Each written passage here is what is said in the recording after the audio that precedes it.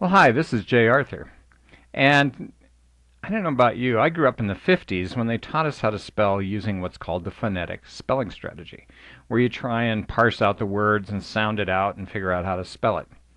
Now, unfortunately, you can't even spell phonetically, because there's a PH at the beginning, not an F. Fortunately, the NLP community, that's Neuro-Linguistic Programming, reverse engineered the very best spelling strategy from the very best spellers. And so we can use that, number one, to become a better speller ourselves and to train our children and other people around us. Now, the NLP spelling strategy is pretty simple. You know, if you hear a word like dog, you might bring up a picture in your head of a dog, but you could also bring up a picture of the actual word itself.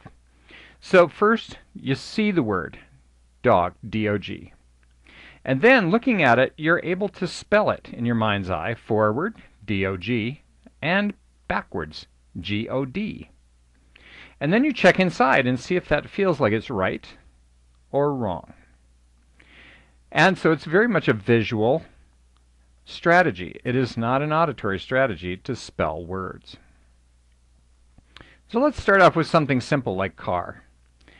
You see the word, C-A-R, spell it forward, backwards, R-A-C. Now, that's pretty simple.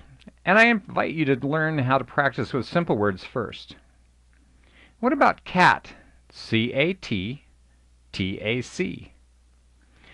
And you check inside and make sure that cat is spelled correctly. Now, what if I just spelled it C-A-R? Something inside should go, no, that's not cat. Right? So we should have an internal check that says, no, that's not quite right. What about rain? R-A-I-N, N-I-A-R. And you check inside and make sure that feels correct. And what about cloud? C-L-O-U-D, D-U-O-L-C.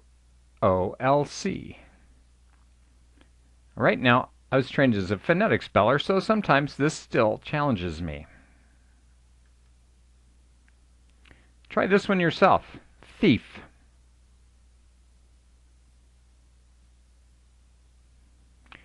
Thief. T-H-I-E-F, F-E-I-H-T. Here's a great word. Bullhorn. B-U-L-L-H-O-R-N. And backwards it's N-R-O-H-L-L-U-B. And you check inside and make sure that feels correct. Now I live here in Denver in the Rocky Mountains, and so try this one yourself. Mountain.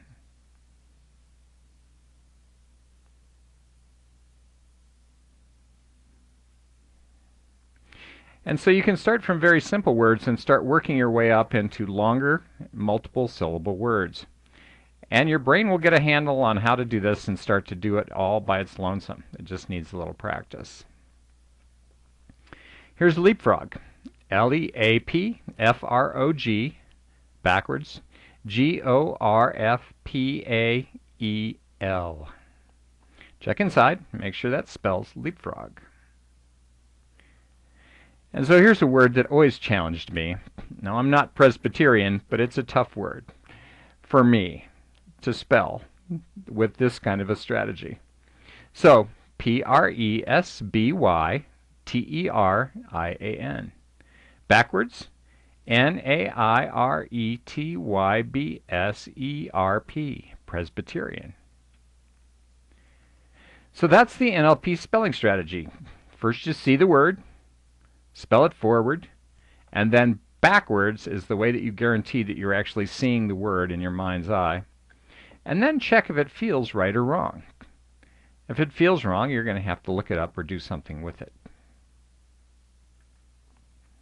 I'm Jay Arthur. I've written books about NLP called Debug Your Mental Software, Your Seventh Sense, How to Think Like a Comedian. I actually went out and studied and modeled comedians to figure out how can they find funny in some of the most terrible things that happen in the world. And it's a unique thing that they do. Also wrote Motivate Everyone, the language for motivation and influence. And we also have the motivation profile, which will help you discover more about your own NLP-based styles. There's 5 motivation styles, and these things are what cause conflict and alignment in everything from work relationships to marriages to whatever you want to talk about.